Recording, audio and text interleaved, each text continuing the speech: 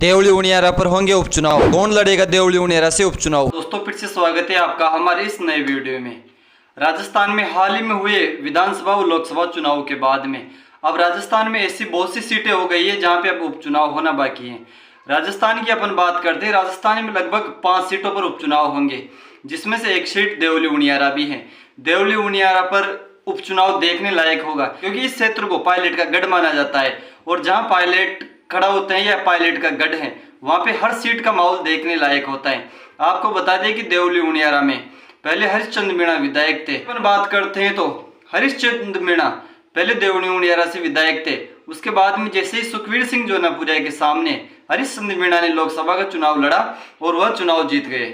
उसके बाद में वो सीट खाली हो गई। सीट खाली होने के बाद वहां पे उपचुनाव होंगे, ये चीज आपको सबको पता है। विधायक सांसद का चुनाव लड़ता है और वहां जीत जाता है तो वह सीट खाली हो जाती है। ऐसा ही देवली उनियारा पर हुआ। देवली उनियारा पर हरिश्चंद्र मीणा जैसे ही सांसद का चुनाव जीते, उसके बाद में वो सीट खाली हो गई। अब वहां पे उपचुनाव होंगे। हालांकि राजस्थान में ऐसी कई सीटें हैं जहां पे उपचुनाव होंगे। राजस्थान में 5 सीटें पे उपचुनाव होगा, लेकिन अपन आज अभी फिलहाल बात करेंगे देवली उनियारा विधानसभा के बारे में। यहाँ से सचिन पायलट के गढ़ माने जाने का कारण एक यह भी है कि यहाँ पे गुर्जर व मीणा की वोटिंग ज्यादा है। साथ में ही हरिश्चंद्र मीणा को भी सचिन पायलट का खास आदमी माना जाता है। आपको इस चीज का ही पता होगा कि हरिश्चंद्र मीणा को पहले के लोकसभा चुनाव में या विधानसभा चुनाव में भी जिताने में सचिन पायलट का बहुत बड़ा योगदान था। सचिन पायलट का कहना है कि जहाँ मैं खड़ा हो जाता हूँ वहां से कैंडिडेट को जिता के लेता हूँ। हालांकि ये बात अलग है कि कई सीटें जहाँ सचिन पायलट ने जीतने का दावा किया वहां पर भी हारी।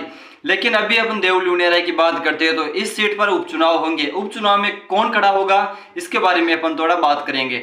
आपको बता दें कि देवली उनियारा में 3-4 कैंडिडेट ऐसे हैं जिनका नाम सबसे ऊपर माना जा रहा है। पहला नाम आपको बता दें कि प्रहलाद गुंजल। दूसरा नाम आपको बता दें कि राम नारायण मीणा। राम नारायण मीणा हरिश्चंद्र मीणा के भाई हैं। हालांकि इस बात का कोई कंफर्म नहीं हुआ है कि देवली उनियारा से कौन चुनाव लड़ेगा, लेकिन कयास लगाए जा रहे हैं कि प्रहलाद गुंजल और राम नारायण मीणा दोनों में से एक कैंडिडेट को मैदान में उतारा जाएगा, क्योंकि वहां पे प्रहलाद गुंजल गुर्जर जाति से आते हैं और राम नारायण मीणा जो मीणा समाज से आते हैं। दोनों का ही वहां वोट बैंक ज्यादा है। आपको बता दें कि सचिन पायलट और हरिश्चंद्र मीणा की जोड़ी दोनों में से किस कैंडिडेट को उतारेगी, इस पर अभी तक कोई खुलासा नहीं हुआ है कि किस कैंडिडेट को उतारेगी, लेकिन कयास लगाए जा रहे हैं। वो सोशल मीडिया व कई छोटे बड़े यूट्यूबर व न्यूज चैनलों के माध्यम से हमें भी पता चल रहा है कि इस बार देवली उनियारा विधानसभा के जो उपचुनाव होंगे, उपचुनाव में सचिन पायलट व हरिश्चंद्र मीणा दोनों मिलकर कन्फर्म करेंगे कि किस कैंडिडेट को उपचुनाव में उतारना होगा। आपको बता दें कि राजस्थान में पहले हुए विधानसभा चुनाव में बीजेपी को बहुत बड़ा झटका दिया है। झटका देने में सचिन पायलट का बहुत बड़ा योगदान माना जा रहा है। अब देखते हैं देवली उनियारा से कौन सा कैंडिडेट खड़ा होता है। हमने आपको दोनों कैंडिडेटों के नाम बता दिए।